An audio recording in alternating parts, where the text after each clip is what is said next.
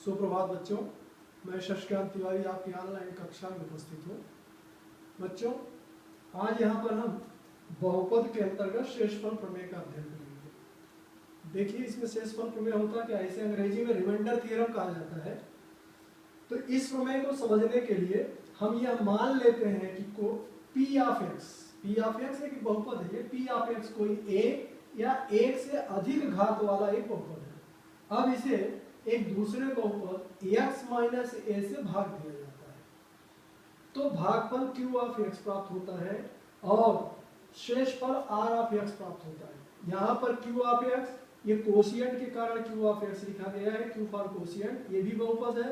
यहाँ रिमाइंडर के कारण r लिया गया है, ये भी बहुपद है, r ऑफ x प्राप्त हुआ। अर्थात इसे इस प्रकार से लिखते हैं p of x is equal to x minus a into q of x plus r of x।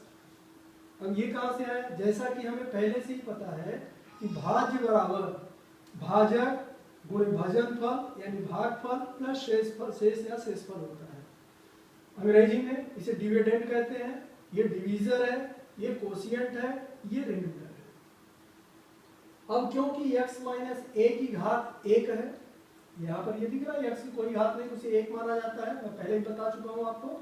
तथा r ऑफ x की घात x माइनस ए की घात से कम है। अब ये कम क्यों है, क्योंकि ये आ रहा है किसमें, रिमाइंडर में आ रहा है, शेषफल में आ रहा है, तो शेष वही बचेगा जो इसकी घात से कम होगा। इसलिए r ऑफ x शून्य के बराबर होगी, तो r of x is equal to यहाँ मैंने कर दिया शून्य, अर्थात r ऑफ x एक अचर है। जब शून्य हो गया, शून्य मतलब अचर, ठीक है। अचर उन्हें कहा जाता है, जैसे हम गिनती जो गिनते पूर्णांक जो है 1 2 3 ये सब अचर कराते हैं, तो शून्य भी उसमें है जो कि होल नंबर के अंतर्गत आता है, ये भी अचर है। अतः इसे यह मान लें कि बहुपद r ऑफ x अचर r के बराबर है, तो ले लीजिए r ऑफ x ये पहले बहुपद था, ये r के बराबर हो गया, ये अचर हो गया। इसलिए p of x is equal to x minus a into q of x plus r, ऊपर का जैसे था वैसे लिख दिया गया है, केवल यहाँ पर r ऑफ x था उसकी जगह r लिख लीजिए।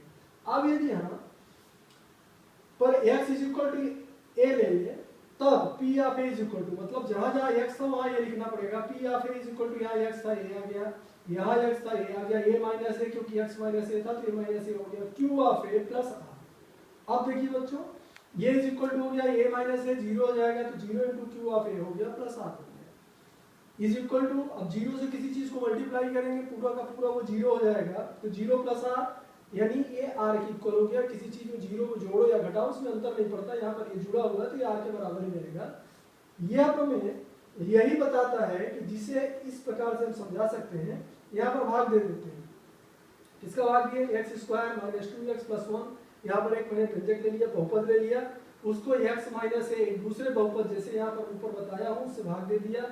भाग देने के पश्चात यहाँ पर x बार गया तो x में इसका मल्टीप्लाई कर दिए, x स्क्वायर माइनस x हुआ। अब x स्क्वायर भाग ये घट जाता है, चिन्ह इसका बदल जाता है घटाने में, तो x स्क्वायर कैंसिल हो गया, माइनस 2x 2 ज्यादा है जो कि, तो एक यहाँ पर कुछ संख्या नहीं है तो एक माना जाता है, 2 में से एक क्या, एक साइन वही रहेगा, ज्यादा वाले का माइनस x हो गया। यहाँ से प्लस 1 ले आए, फिर यहाँ माइनस था तो माइनस लिख लिए, अब x है तो एक बार ले गए, x एक का x हो गया यहाँ पर, और माइनस माइनस प्लस हो गया तो माइनस x प्लस 1, फिर से घटाए, चिन्ह बदल गया, ये कट गया, शेषफल हमारा आ गया शून्य। यानी x माइनस 1 से इस व्यंजक में भाग देने पर x माइनस 1 आया।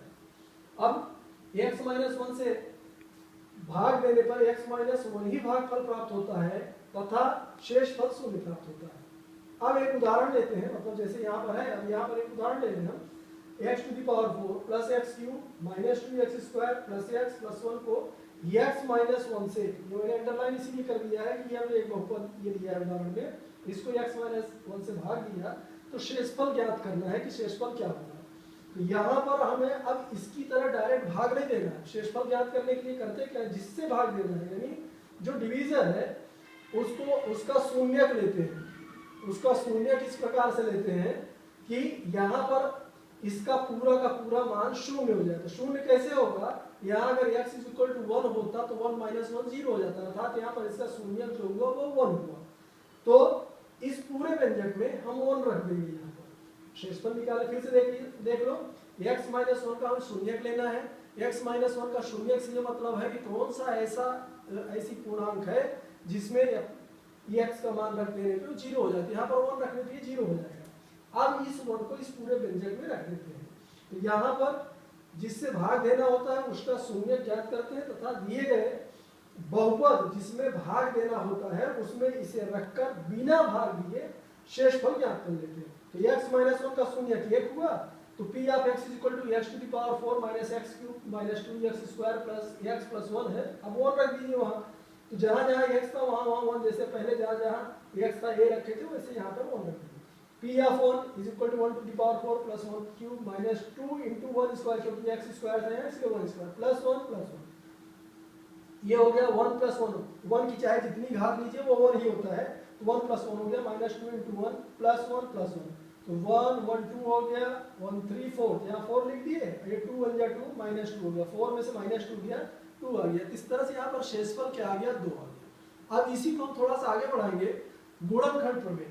यहाँ पर शेषफल प्रमेय था या गुणनखंड प्रमेय? गुणनखंड प्रमेय से ये तात्पर्य, सारी प्रक्रिया ऐसे करेंगे जैसे यहाँ पर अब हमने क्या देखा कि x माइनस 1 इसका ये भाग दिए, x माइनस भाग देने पर ये शेषफल यहाँ पर शून्य नहीं आ रहा है, 2 आ रहा है। कितना है 2, तो जब शेषफल, इसका मतलब है कि x माइनस 1 इसका गुणनखंड नहीं हुआ। इसके लिए आवश्यक होता है गुणनखंड प्रमेय तभी लागू होगा जब इसका शून्य जो भी है उसे इस व्यंजक में रखने पर हमें शेषफल क्या मिले, शून्य। अगर शेषफल शून्य मिलता है तो जिससे भाग दे रहे हैं वो इसका एक गुणनखंड होगा, नहीं तो नहीं। जैसे ऊपर वाले में इसका x square minus 2x plus 1, x minus 1 से भाग दिए, इसका एक अलग से गुणनखंड हमें x माइनस 1 प्राप्त हो गया। क्यों? क्योंकि इसका ये शेषफल हमें शून्य मिला है। इस तरह से बच्चों हम आगे के क्वेश्चंस करेंगे और देखेंगे। आप भी इसे फिर से समझ लीजिए, देख लीजिए अच्छे से। जो चीजें नहीं क्लियर होती वो मुझसे पूछिए, मैं आपको बताऊंगा। धन्यवाद।